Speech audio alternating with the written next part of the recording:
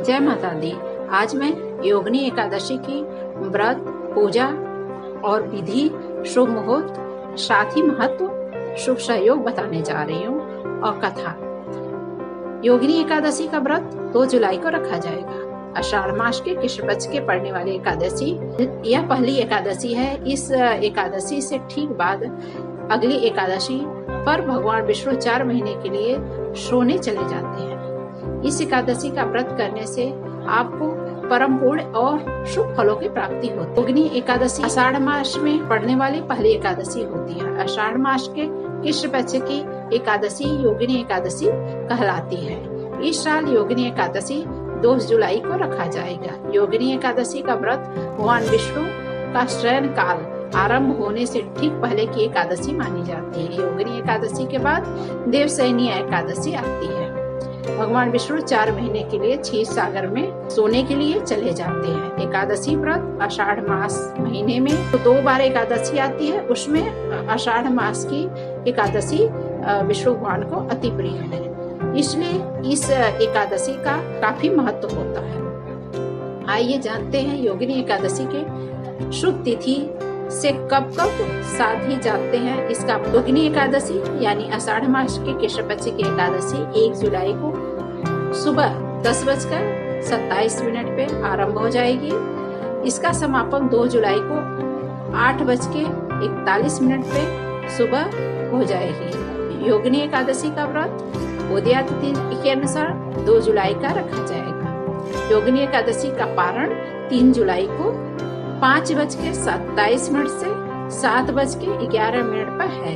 इस बीच आप यदि पारण करते हैं तो शुभ फल की प्राप्ति होगी। योगिनी एकादशी निर्जला एकादशी के बाद और देवशयनी एकादशी से पहले पड़ता है। मान्यता है कि इस व्रत को करने से आपके घर में सुख शांति वैभव आता है और सुख समृद्धि का वास होता है। भगवान विष्णु के योग निद्रा में जाने से पहले इस एकादशी पर पूजन करने से शुभ फल की प्राप्ति होती है।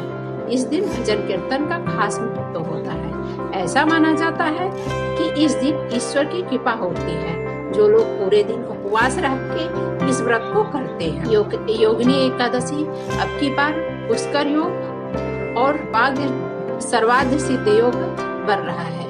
2 जुलाई को सर्वार्थ सिद्ध योग 5:27 से अगले 3 जुलाई को 4:40 तक रहेगा। इसके अलावा पुष्कर योग 2 जुलाई को सुबह 8:42 से अगले दिन 3 जुलाई को 4:40 तक रहेगा। इस बीच आप यदि पूजा पाठ करते हैं, धर्म कर्म करते हैं तो शुभ फल की प्राप्ति होती है। आइए हम लोग कथा की ओर चलते हैं। धर्मराज युधिष्ठिर जी कहते हैं, भगवान मैंने ज्येष्ठ मास के शुक्ल पक्ष के व्रत का महत्व सुना। अब कृपा करके आषाढ़ मास के कृष्ण पक्ष की कथा सुनाइए। इसका क्या नाम है, क्या महात्मा है, यह भी बताइए। श्री कृष्ण कहने लगे, हे राजन, आषाढ़ मास के कृष्ण पक्ष का नाम योगिनी एकादशी है। इसके व्रत से समस्त पाप नष्ट हो जाते हैं। यह इस लोक में भोग करके परलोक में मुक्ति देने वाली होती है। यह तीनों लोक में प्रसिद्ध है। मैं तुमसे पुराणों में वर्णित हुई कथा कहता हूँ, ध्यान पूर्वक सुनो। स्वर्ग धाम की अलकापुरी नामक नगरी में कुबेर नाम का एक राजा राज्य करता था। वह प्रतिदिन शिव की पूजा किया करता था। हेम नाम का एक माली पूजन के लिए उसके यहाँ फूल लाया करता था। हेम की विशालाक्षी नाम की सुंदर स्त्री थी। एक दिन वह मानसरोवर से पुष्प तो लेकर आया, लेकिन कामशक्त होने के कारण वह अपनी स्त्री से हास्य और विनोद तथा रमण करने लगा।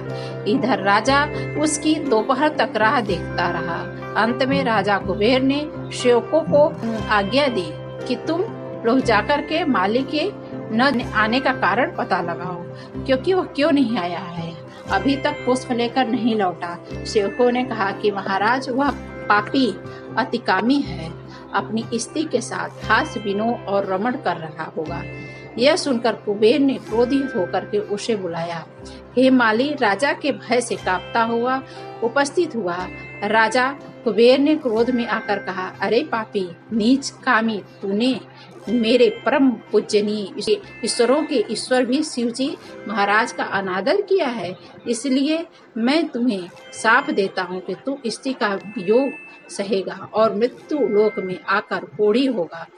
कुबेर के सांप से हेममाली का स्वर्ग से पतन हो गया। वह उसी क्षण पृथ्वी पर आ गिरा। भूतल पर आते ही उसके शरीर में श्वेत कोढ़ हो गया। उसकी स्त्री भी उसी समय अंतर्ध्यान हो गई। पत्नी लोक में मृत्यु लोक में आकर माली ने महान दुख भोगने लगा। भयानक जंगल में जाकर बिना अन्न और जल के भटकता रहा। रात्रि को निद्रा भी नहीं आ पाती, परंतु शिव जी की पूजा के प्रभाव से उसको पिछले जन्म की स्तुति का ज्ञान अवश्य रहा। घूमते घूमते एक दिन वह मार्कंडेय ऋषि के आश्रम में पहुंचा, जो ब्रह्मा से भी अधिक वृद्ध थे और उनका आश्रम ब्रह्मा की सभा के समान लगता था। हेममाली वहां जाकर उनके पैरों में गिर पड़ा। उसे देख करके मार्कंडेय ऋषि बोले, तुमने कौन सा ऐसा पाप किया है जिसके प्रभाव से यह हालत तुम्हारी हुई है? हेममाली ने सारा वृतांत का सुनाया। यह सुनकर के ऋषि बोले, निश्चय ही तूने मेरे सम्मुख सत्य वचन कहे हैं, इसलिए तेरे उद्धार के लिए मैं एक व्रत बताऊंगा। यदि तू आषाढ़ मास के कृष्ण पक्ष की योगिनी एकादशी का विधि पूर्वक व्रत करेगा तो तेरे सभी पाप नष्ट हो जाएंगे। यह सुनकर के हेममाली ने अत्यंत खुश होकर के साष्टांग प्रणाम किया। मुनि ने उसने स्नेह के साथ उठाया।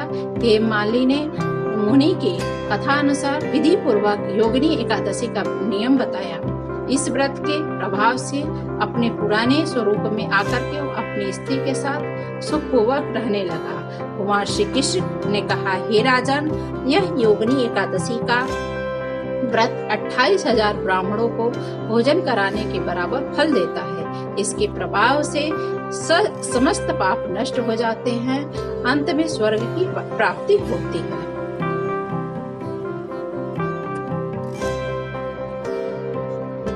और आप भी यह कथा करिए।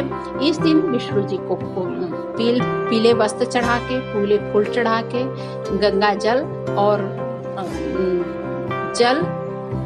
दूध दही से रुद्राभिषेक कीजिए, जिससे कि शुभ फल की प्राप्ति होगी। शाम को विष्णु भगवान को दीपक अवश्य जलाएं। तुलसी जी के सामने भी दीपक जलाएंगे तो शुभ फल की प्राप्ति होगी। ओम हर हर महादेव।